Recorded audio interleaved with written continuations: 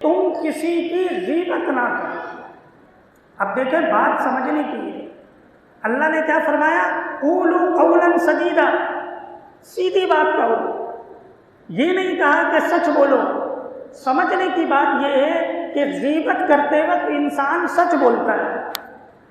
کیسے کہ غیبت کہتے ہی اسے ہیں کہ کسی میں آپ برائی دیکھیں تو کسی دوسرے سے اس برائی کا تذکرہ اس کی غیر موجودگی میں کریں۔ ایک آدمی میں ایک برائی ہے اور وہ میری نظر میں آ گئی، میں اس کی غیر موجودگی میں اس کی اس برائی کا تذکرہ اگر دوسرے سے کر رہا ہوں، قرآن نے اسی کو غیبت کہا۔ تو پتہ یہ چلا کہ ہمیشہ سچ بولنے کی انسان کو اجازت نہیں۔ شریعت نے حدود مقرر کی ہیں کہ تمہیں کہاں سچ بولنا ہے، کتنا بولنا ہے، کس کے سامنے بولنا ہے۔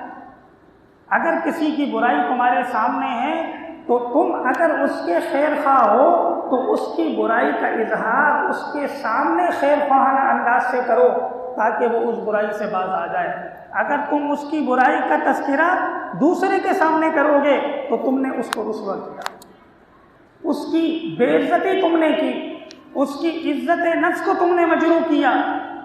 حالانکہ انسان کہتا ہے کہ بھئی اس میں وہ برائی ہے جبھی تو میں کہہ رہا ہوں، میری بات غلط تو نہیں، اس میں وہ برائی ہے، میں نے اپنی آنکھوں سے دیکھا، اس لیے میں کوئی غلط بیانی نہیں کر رہا، سیدھی بات کر رہا ہوں۔ قرآن کہتا ہے آپ کی بات سیدھی نہیں ہے، آپ کی بات سیدھی نہیں، آپ کی بات سے فساد ہوگا، آپ کی بات سے ماحول خراب ہوگا، آپ کی بات سے دوسرے مسلمان کی بے عزتی ہوگی، آپ کے گفتگو سے دوسرے مسلمان کی بے اکرامی ہے، آپ کی گفتگو سے دو دل ٹوٹ جائیں گے، جڑیں گے۔